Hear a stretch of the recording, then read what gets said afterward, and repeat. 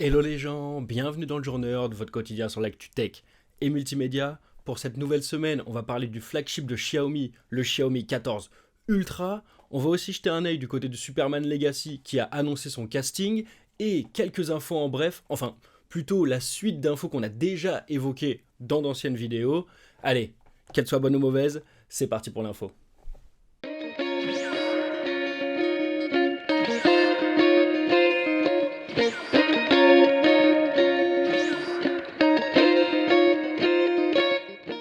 On avance enfin sur le nouveau DCU avec Superman Legacy, le nouveau film Superman par James Gunn, le réalisateur des appréciés Gardiens de la Galaxie, mais surtout le nouveau boss de la section artistique de DC Comics chez Warner. Le tournage du film devrait commencer la semaine prochaine, d'après les dires de Variety. Qui dit tournage dit acteur, et oui, une grande partie du casting a été dévoilée par James Gunn lui-même après une séance de lecture du scénario. Une image Instagram qui montre un peu tout le monde. On savait déjà que Davin Corelswet était Clark Kent et que Rachel Brosnan était Lois Lane.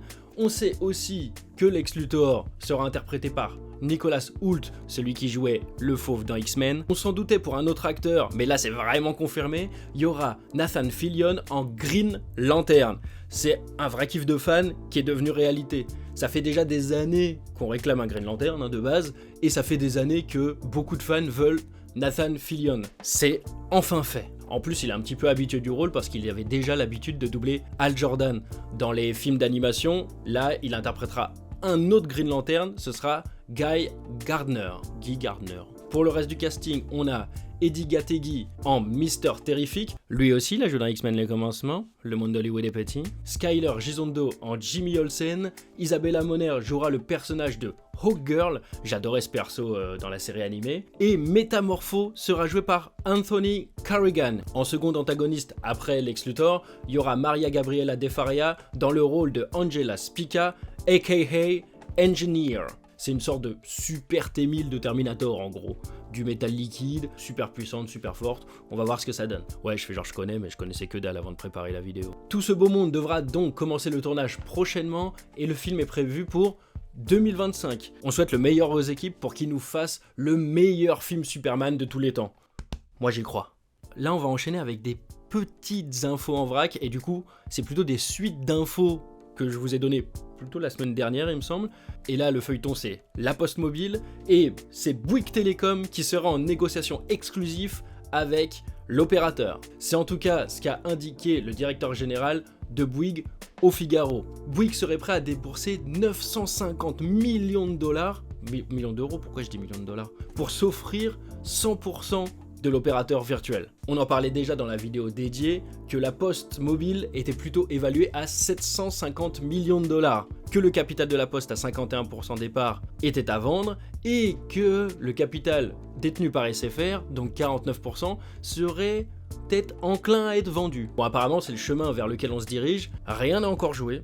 Évidemment, il faut l'accord de SFR, mais il faut aussi l'accord des instances qui vont se pencher sur cette assimilation avant de donner un feu vert définitif.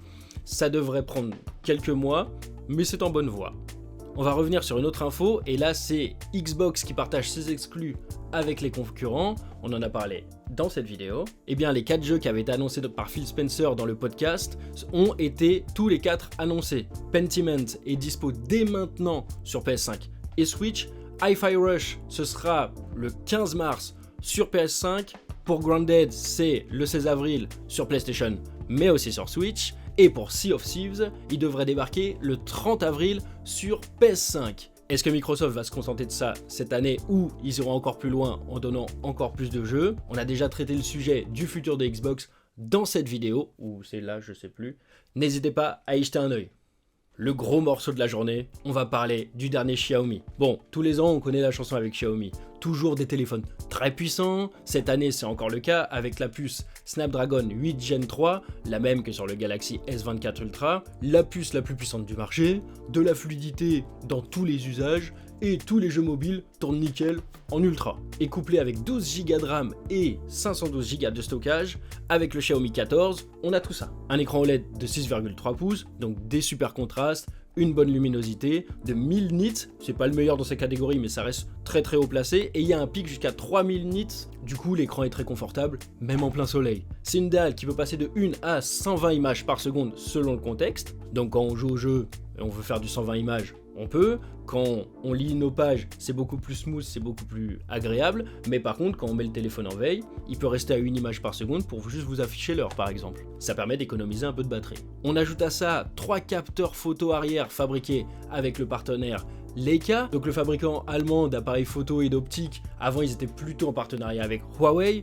mais bon, comme ils ont dû quitter le continent, il fallait bien qu'ils s'allient avec quelqu'un d'autre. Et grâce à cette belle collaboration, c'est 3 capteurs de 50 mégapixels. Un capteur principal en grand angle qui ouvre de 1.6, ce qui permet de capter beaucoup de lumière et rapidement, un capteur ultra grand angle pour prendre des photos avec un cadre beaucoup plus large, et un téléobjectif qui permet un zoom x3 idéal pour les portraits. Pour la vidéo, on peut filmer jusqu'en 8K, et il y a un petit détail aussi pour les professionnels qui est plutôt cool, que Apple a fait avec son 15 Pro aussi, c'est qu'on peut filmer en log.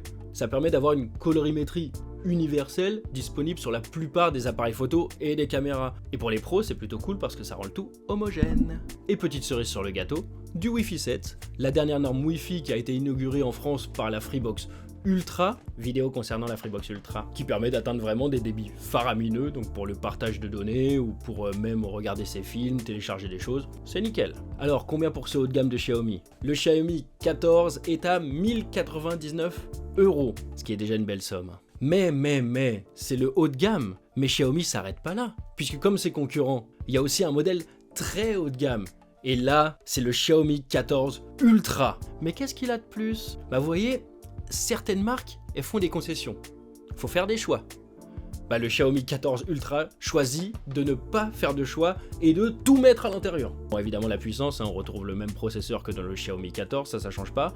Par contre, c'est couplé à 16 Go de RAM, donc encore plus de RAM, encore plus de fluidité, encore plus d'usage en même temps. On passe aussi d'un écran de 6,3 pouces à 6,7 pouces, sans oublier de booster un peu la définition pour encore plus de précision. On a aussi un boost de batterie, on soigne la finition avec du cuir vegan, avec l'arrière qui, selon Xiaomi, est ultra résistant. Moi l'arrière je le trouve hyper classe, et en plus ça prend pas les traces de doigts, c'est cool.